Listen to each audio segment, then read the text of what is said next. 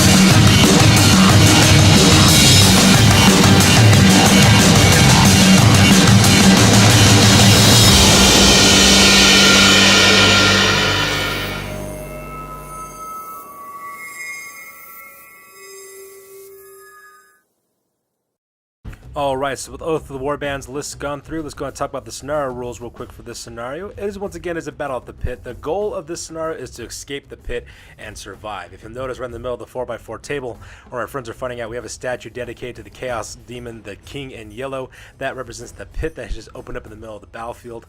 As you can also see, both warbands are also stationed within an 8x8 square right in the middle of the table as well.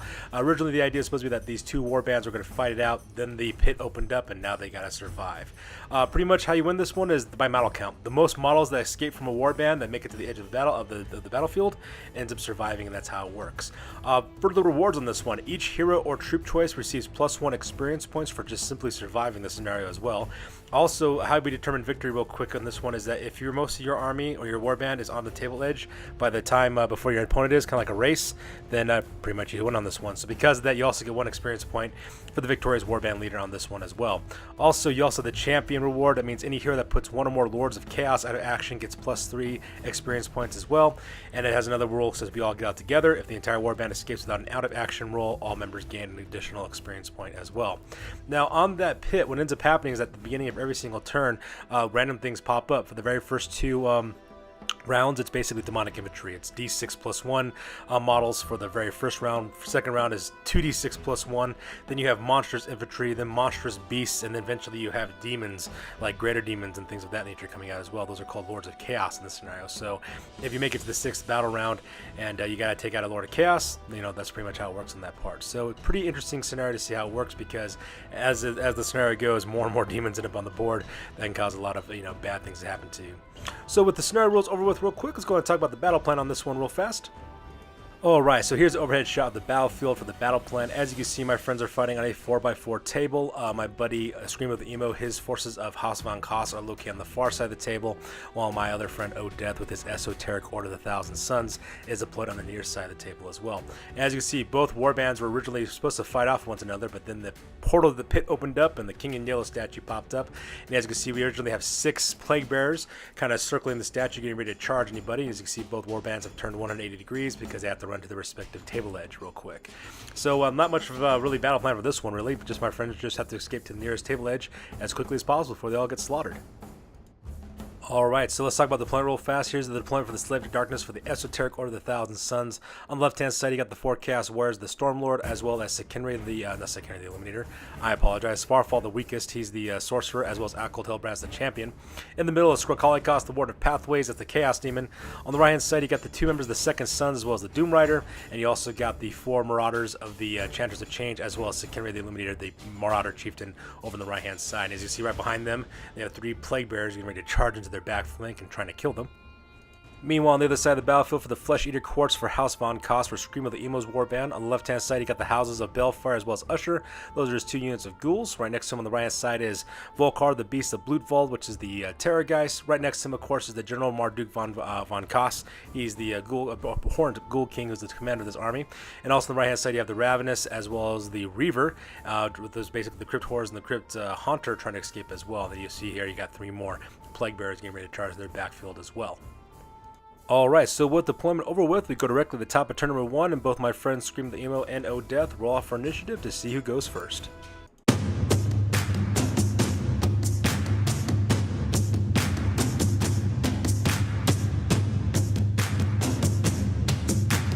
Alright, so the very first movement that ends up happening is from the Pit of Chaos, as you can see up here for the movement phase, as well as a charge phase, because pretty much just makes up for all of it.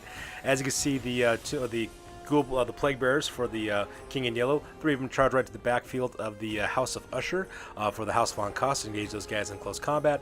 Same thing with the other 3 Plague Bearers, they charge directly into the Stormlord, so that way they engage those guys in close combat as well. And that pretty much makes up both the move phase as well as a charge phase for the Pit of Chaos. In the combat phase, as you can see, the 3 Plague Bearers did manage to kill one of the members of the Stormlord, so because of that, that guy goes out of action. He will need to roll up on the injury table to see exactly what happens to him at the end of the scenario.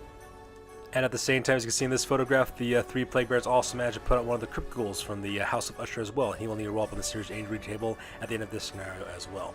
So with the combat phase over and battle shock over with, because the Demons of Nurgle didn't take any damage, we go directly to the top of turn number 1, and we roll for initiative to see who goes first.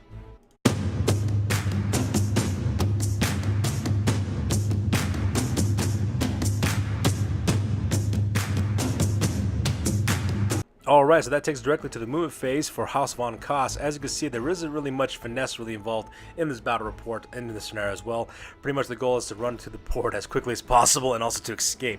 So as you can see here, he pretty much skips the hero phase because he has no reason to do any combat at this point because he is just trying to escape the table. And as you can see, he just starts advancing with all of his guys. He decides to run all of them as well. As you can see, the Crypt Ghouls for both the Houses of Usher as well as the Balefire have run between that little gray stone hut there on the left-hand side, making their way towards the table edge. The same thing with his general, which is Marduk von Koss, as well as his Crypt Horror and Crypt Haunter. They're making their way to the Animal Forest in order to escape as well.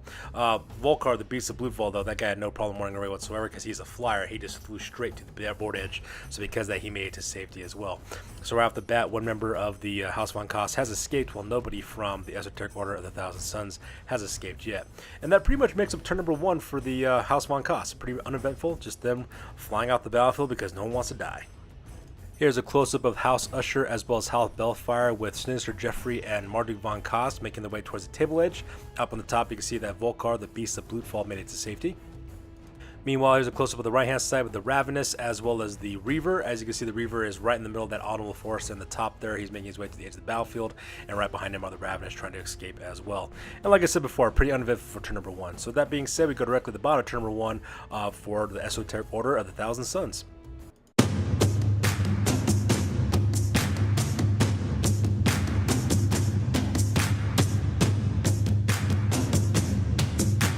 So we start off in the hero phase, not content with running away because my buddy Odeth is a Slaves to Darkness warrior and he is also a Chaos Warrior player. He decided to turn Svarfall, the weakest around, and cast Arcane Bolt onto the Nurgle Plague Bearers and managed to kill 2 of those guys off the bat, netting himself 2 experience points while he's at it, so that part was pretty cool as well. So that took place in the hero phase.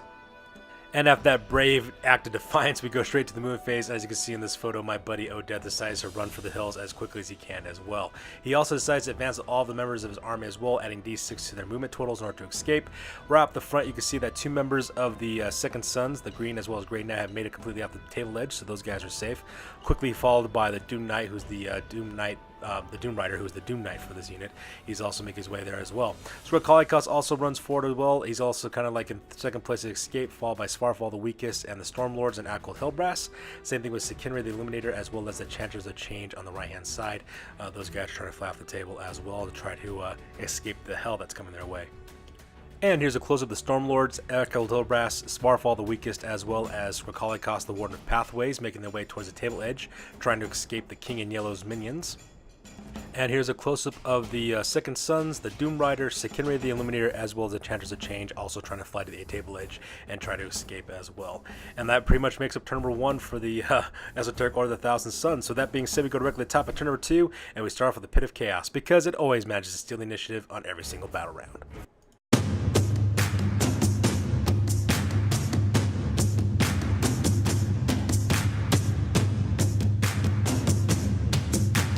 Alright, so first off we start with the summoning phase. That's pretty much where we start summoning up 2d6 plus 1 worth of miniatures to show up on the table for the pit. As you can see here, it was actually a really big roll.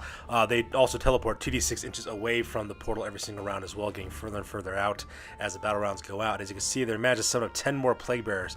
5 of them are running towards House von Koss, and the other 5 are running towards the Esoteric Order of the Thousand Suns. Compared, in addition to the 4 Plague Bearers that survived from the very first round, that's a total of 14 Plague Bearers.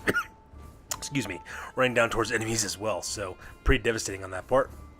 Alright, so with the summoning phase over with, we go directly to the move phase, and as you can see in this photo, those Chaos Plague Bearers have wasted no time whatsoever chasing down their quarries. Starting at the top, as you can see, 8 of those Plague Bearers head straight behind the Crypt Ghouls for both houses of Balefire as well as Usher, because they're softer targets and these Plague Bearers could mess them up if they manage to get engaged in close combat with them. At the same time, on the right hand side, on the bottom of the screen there, as you can see, we got 6 Plague Bearers making their way towards the Marauders of Chaos from the Chanters of Change as well, because that looks like delicious targets for those guys to destroy as well. So right off the bat, Chaos Demons are gaining pursuit against their prey. Here's a close-up of those 6 Plague Bearers getting ready to charge at the back end of the Chanters of Change and hopefully run those guys down and chop them to pieces. And here's a close-up of 8 Plague Bearers getting ready to charge at the back end of the Houses of Balefire as well as the House of Usher, getting ready to chop those guys down and run them down like dogs. So that being said, with the move phase over with, we go directly to the charge phase because this army has no shooting at this point.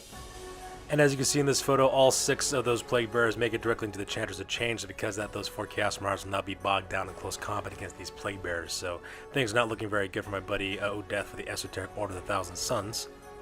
Meanwhile, on the top of the board, those 8 Plague Bearers also smash into the House of Usher as well, so because of that, those Crypt Ghouls will now have to face down 8 Plague Bearers in close combat, and hopefully they can survive because Plague Bearers are wicked deadly in close combat phases.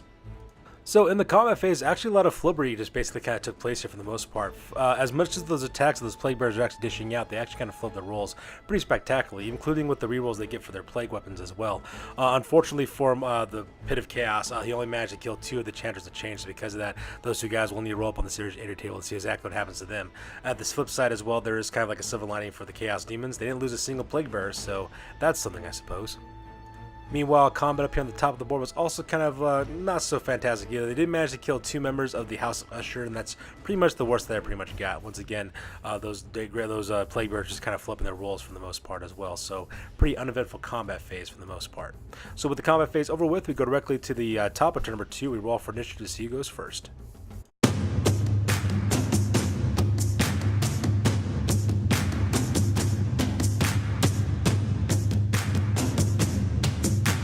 And as you can see, we go directly with the move phase. We skip the hero phase because my buddy Odette doesn't want to waste any of his magic in that phase. Hopefully none of his guys get killed, and he's not proud of it. But because he wanted to survive the scenario, he just advanced all of his characters. As you can see, his entire warband actually made it to the edge of the table edge first before House von Koss did. So because of that, those guys automatically make it to the end, and because of that, they have more troops on the table edge than House von Koss does at this point. Pretty much leaving those chaos demons in their wake at the same time of fleeing across the battlefield. As you can see from this photo, pretty much everybody makes it to the edge of the table. We have Akold Hellbrass as well as Zalfar the weakest.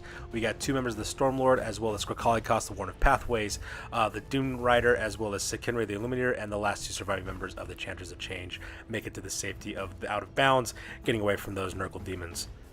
And that, ladies and gentlemen, takes us directly to the end of the game. So as you can see in this one, the Slaves of Darkness managed to win. My buddy Odette managed to steal the victory in this one because he managed to get out of there first before any of his men ended up getting killed by the demons. And with that being said, we're going to go directly to the post game and talk about exactly what happened to each of the war bands right afterwards.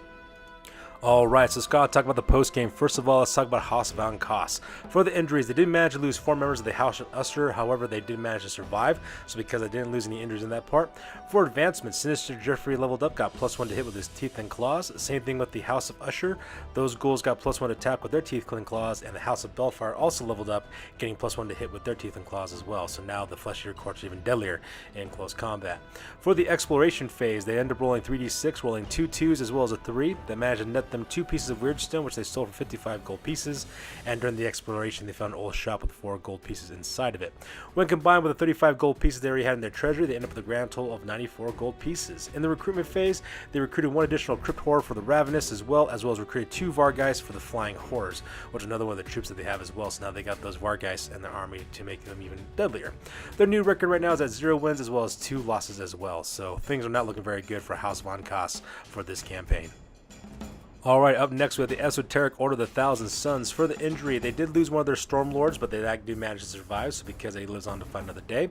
Same thing with the 2 Chanters of Change that got cut down by the Nurgle demons, they managed to survive as well, so because of that, there's no injuries for them.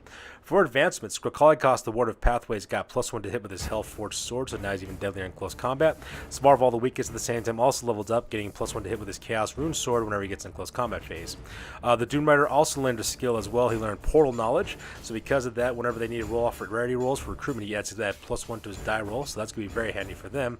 At the same time, the Chanters of Change also leveled up, getting +1 to hit with their Barbarian Axes as well. During the exploration phase, they managed to roll 5d6 on this one. They rolled 2 2s, a 3, a 5, and a 6. That was enough to net them 4 pieces of Weirdstone, which netted them 80 gold pieces. And also during the exploration phase, they found an old shop with 1 gold piece in it. So, every little bit helps. At the merchant, they gave him a grand total of 81 gold pieces, and they used all of those 81 gold pieces to hire a brand new hero for their army. He's an exalted gore piece charioteer called Black Dow is his name. Their new record now is at 1 win as well as 1 loss. So that's going to do it for this one, you guys. As always, please feel free to like, comment, and or subscribe. Your guys' input is invaluable as always. Also check us out on Instagram, Google+, as well as Facebook and Blogger.com for all the latest and greats we're doing for our hobby. That's going to do it for this one, you guys. We will catch you guys in the next one. You guys stay classy. Peace out.